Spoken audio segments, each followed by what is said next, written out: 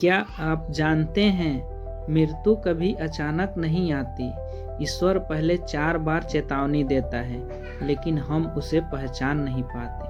आज की कहानी एक ऐसे ही व्यक्ति की है जो इन 4 संकेतों को नज़रअंदाज करता रहा और फिर जब मृत्यु सामने आई तो पछताने के सिवा कुछ बाकी नहीं बचा। तो चलिए इस कहानी को शुरू करते हैं। आज के कहानी का मुख्य टाइटल है मृत्यु के 4 संदेश।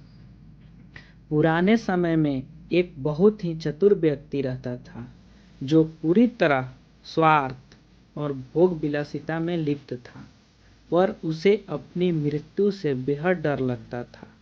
एक दिन एक प्रसिद्ध महात्मा उसके गांव आए।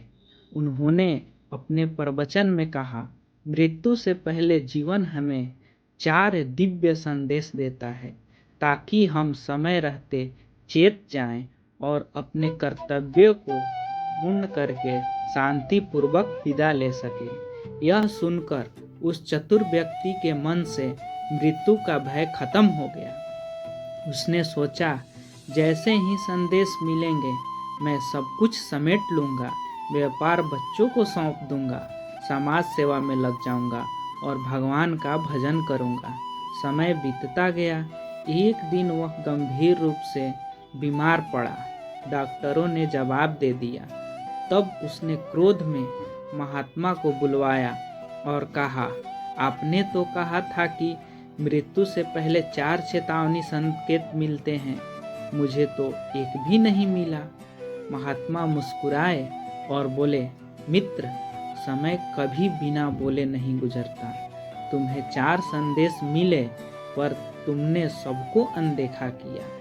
पहला संदेश, जब वानप्रस्थ की उम्र शुरू हुई, तुम्हारे काले सुंदर बाल सफ़ेद हो गए।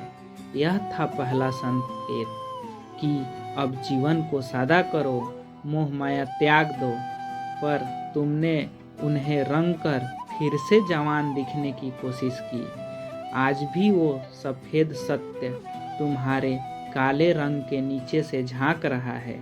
दूसरा संदेश, तुम्हारी आँखों की ज्योति मंद हुई।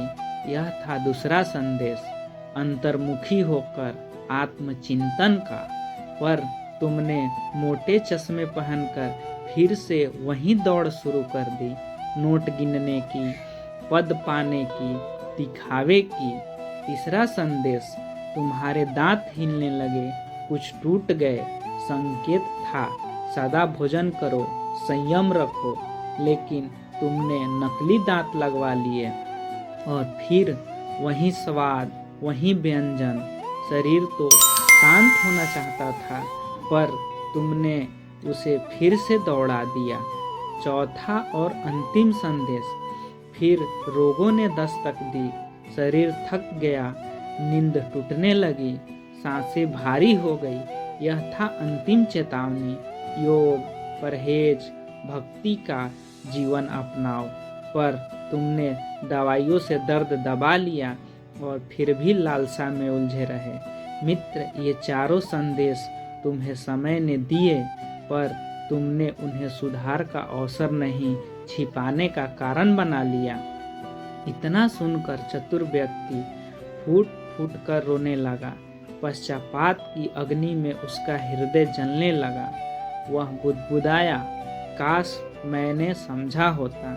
मैं सोचता रहा कि अभी बहुत समय है, कुछ और कमा लूं, कुछ और भोग लूं, फिर अंत में साधु बन जाऊंगा।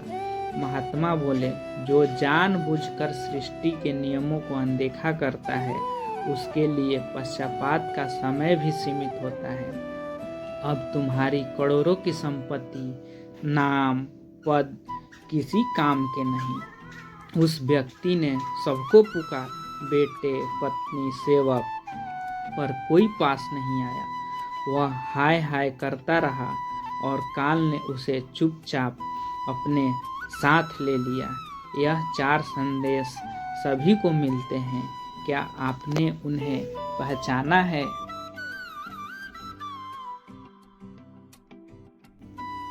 इस कहानी से हमें ये सीख मिलती है कि ईश्वर कभी अचानक कुछ नहीं करते। जीवन हमें 4 बार संकेत देता है, समझने के लिए, संभलने के लिए और खुद को बेहतर बनाने के लिए।